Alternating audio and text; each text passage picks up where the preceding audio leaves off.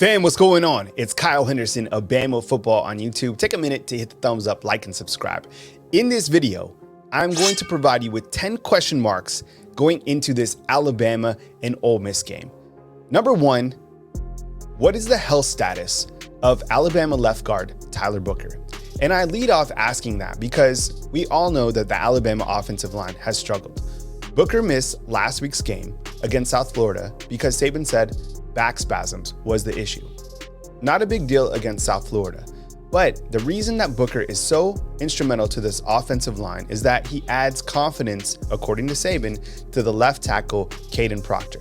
The freshman has really struggled, as you know.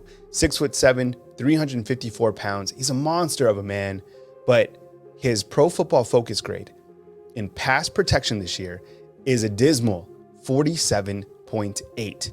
That's why it's important that Booker plays this weekend, and I have a feeling he's going to be good to go. Will Alabama's offense wake up? Get this, Alabama is ranked number 54 in the country in scoring offense, averaging just 32.3 points per game. To reference, the number one team in the country, USC, is scoring 59.3 points per game, followed by Oregon, who is scoring 58 points per game. Oklahoma is scoring 55.7 points per game. Ole Miss, who is coming into Tuscaloosa tomorrow on Saturday, is fourth in the country in scoring, averaging 52.7 points per game. Number three, can Alabama's defense get off the field in third down situations? I think this is going to be critical. It's one of the biggest keys to the game, in my opinion. On the season, Alabama's third down defense is ranked number 49 in the country with a percentage of .353. Ole Miss, the defense, has a very dynamic quarterback in Jackson Dart. And if Dart can keep the chains moving, the Rebels clearly are going to put points on the board or at least get into the red zone. Last week, South Florida quarterback Byron Brown, he only threw for 88 yards or whatever, but he rushed for 92 yards off 23 carries. Dart on the season is averaging 71 yards rushing per game. Number four, can Alabama's defense stop the lane train? The Alabama defense is ranked 26th in the country in terms of scoring defense. And did you know this? Alabama has allowed 5 touchdowns through 3 games. 3 of those scores came in one quarter, the fourth quarter, and Alabama's lost to Texas. The number one scoring defense in the country, for reference, is Michigan, who is allowing just 5.3 points per game, followed by Ohio State, 6.6 points per game, and by Georgia, 8.0 points per game. By the way, all those teams, when you look at the projection of college football playoffs, those are the teams that are mentioned, along with some others, Texas, in a projection playoff. How will Tommy Rees utilize Jalen Milroe? This is question number 5.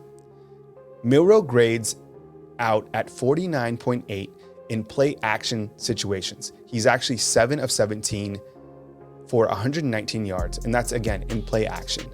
Now, grades in no play action, he has a grade of 88.9. He's actually 20 of 28 passing for 330 yards, which is no play action. Grades with screens, it's been a small sample size, as we've spoken about. Not a lot of screens from this team. 4 of 4 for just 25 yards.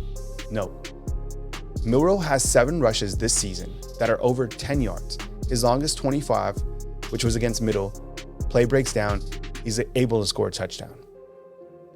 Question number 6. Can Alabama's offensive line protect Jalen Milroe against the blitz? When Milroe is not blitzed, his passing grade is 85.2, and he is 18 of 28 for 298 yards with 3 touchdowns and 0 interceptions. Now, when he's blitzed, Milroe has a passing grade of 57.6, and he's only 9 of 17 for 151 yards with 2 touchdowns and 2 interceptions. Question number 7. How much does Pete Golding remember about the Alabama offense, right? I get it. There's a new offensive coordinator, but still, think about it. Golding went against most of these players that are on the offense all last season and when these guys were in scout team situations. For example, Bryce is the quarterback at practice last season. Who was the scout team quarterback? That's Jalen Milroe. I'm curious to see what Pete Golding is able to do from a defensive standpoint. And I think the irony would be Pete Golding comes in to Alabama, a guy that nobody wanted here any longer, and from a defensive perspective is able to beat Alabama head to head. That would be crushing. This is an important note, important statistic. Ole Miss has 8 different players that have sacked the quarterback this season. Coach Saban said that South Florida had some of the most exotic blitzes that you're going to see. I think Pete Golding is going to follow that and come with it against Jalen Milroe on Saturday. Who will be Alabama's offensive X factors against Ole Miss? Do you think that Alabama will go ground heavy and lean on Roydell Williams at the running back for the second straight week?